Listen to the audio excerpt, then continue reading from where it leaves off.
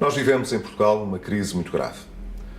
Não estamos sozinhos, a maior parte do mundo, como é sabido, vive numa recessão económica profunda. Mas a situação que nós vivemos em Portugal não foi apenas importada do exterior. Houve desequilíbrios que se vieram a acumular nos últimos anos e que hoje pesam mais a Portugal e que nos dificultam no caminho que temos de seguir para sair da atual situação. O que significa, portanto, que nós temos de ser muito objetivos no caminho que vamos trilhar e não podemos hesitar quanto ao programa de ação que devemos empreender. Claro que quando olhamos para outros países, nomeadamente na Europa, e vemos as medidas extremamente difíceis que eles tiveram de adotar, a Irlanda, por exemplo, ainda há pouco tempo, baixou os salários na função pública, isso não seria possível em Portugal e não é possível em Portugal. Mas dá-nos uma ideia de como nesses países as pessoas perceberam que não podemos fazer de conta que vivemos numa situação difícil e que não é querendo fugir a essas dificuldades que nós conseguiremos superar os problemas em que estamos. Portanto, o caminho que nós devemos seguir em Portugal terá de alguma forma de corrigir a trajetória insustentável da dívida pública que tem vindo a crescer a um ritmo assustador.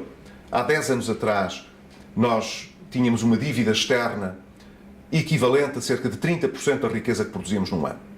Hoje, a riqueza que produzimos durante todo um ano não chega para pagar a nossa dívida externa.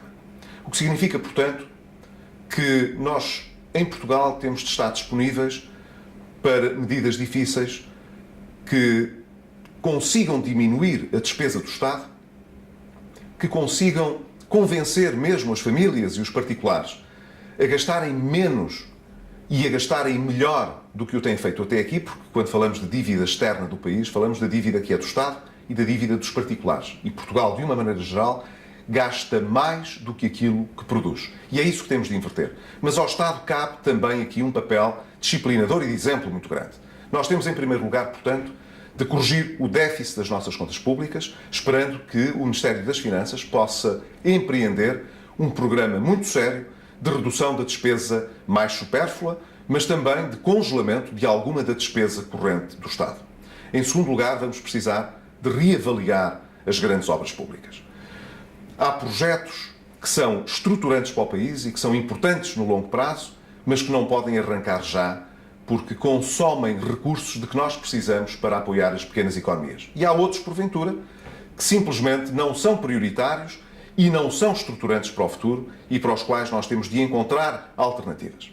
Em terceiro lugar, temos de reformar as nossas políticas públicas, em particular a educação, a saúde e a segurança social.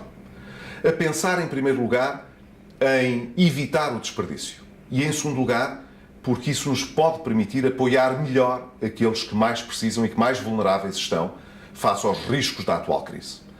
Por fim, nós temos de criar, nas medidas que viermos a adotar, um clima de confiança.